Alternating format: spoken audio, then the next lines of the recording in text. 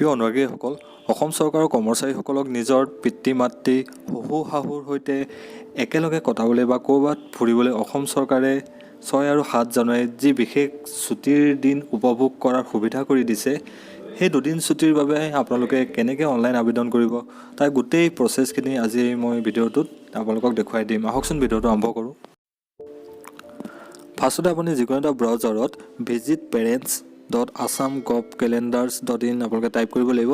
তো হোম পেজত চাওক online application for casual leave of 2 days এইটো আপোনালোকে দেখা পাব।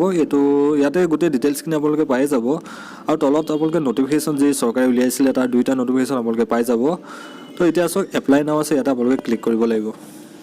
ইয়াতে চাওক কেজুৱেল লিভ এপ্লিকেশ্যন ফৰ্মখন আপোনালোকে দেখিবলৈ পাব, তাতে গোটেই ডিটেইলছখিনি আছে, আপোনালোকে এবাৰ চাই ল'ব।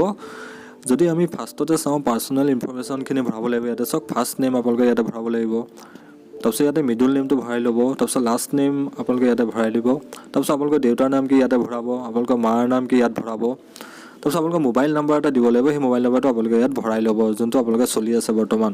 তো ডেট অফ বাৰ্থটো ইয়াত ভৰাব, তো আপোনালোকৰ জেণ্ডাৰটো আপোনালোকে ইয়াত ভৰাই ল'ব, ড্ৰেক ডাউন কৰি চাই ল'ব, চিলেক্ট কৰিব ইয়াতে আপোনালোকে ভৰাব। এই গোটেই ডিটেইলছখিনি ভৰাৰ পিছত আপোনালোকে তললৈ যদি চাই আপোনালোকৰ অফিচৰ ডিটেইলছখিনি ভৰাব লাগিব। চ' ফাৰ্ষ্টতে আপোনাৰ অফিচৰ ডিটেইলছত আপোনাৰ ডেজিগনেশ্যন কি তাৰ ডিটেইলছখিনি ভৰাব লাগিব। তো ডেজিগনেশ্যনটো ভৰাই দিব আপুনি কি ডেজিগনেশ্যনত আছে, তাৰপিছত আপোনালোকৰ ডিপাৰ্টমেণ্ট বা অফিচটোৰ নাম কি, সেই ডিপাৰ্টমেণ্ট বা অফিচটোৰ নাম ইয়াত ভৰাব। সেনেকৈ আপোনালোকৰ হেড অফ ডিপাৰ্টমেণ্টৰ নাম কি ইয়াতে আপোনালোকে লিখি দিব। তো কোনখন ডিষ্ট্ৰিক্টত আপোনালোকে চাকৰি কৰি আছে সেই ডিষ্ট্ৰিক্টখন আপোনালোকে ইয়াতে ড্ৰেক ডাউন কৰি চিলেক্ট কৰি ল'ব। তেনেকৈ আপোনালোকৰ ছাব ডিভিজনটোৰ নাম কি সেইটো চিলেক্ট কৰিব, আপোনালোকে কি ব্লকত পৰে সেইটো আপোনালোকে ইয়াত লিখি। তাৰপিছত যদি তললৈ চাই ইয়াতে চাওক আপুনি সেই দুদিন ক'ত কটাব তাৰ গোটেই ডিটেইলছখিনি দিব লাগিব ছুটিটো। To home you want to spend with time, এইটো আপুনি নিজৰ মা দেউতাৰ লগত কটাবনে আপুনি শহুৰ শাহুৰ লগত কটাব, সেই তাৰ গোটেই ডিটেইলছখিনি দি ল'ব। ষ্টেটটো দিব, আপোনালোকৰ এড্ৰেছটো ক'ত হ'ব, ডিষ্ট্ৰিক্টখন ক'ত হয় ড্ৰেক ডাউন কৰি আপোনালোকে চাই পেলাই দিব তাতে। তাৰপিছত আপোনালোকৰ য'ত থাকিব তাৰ গোটেই এড্ৰেছটো ইয়াত দি দিব, ভিলেজ টাউনৰ নামটো দিব, পোষ্ট অফিচ কি হয় দিব আৰু পিন ক'ডটো আপোনালোকে ইয়াত দি দিব।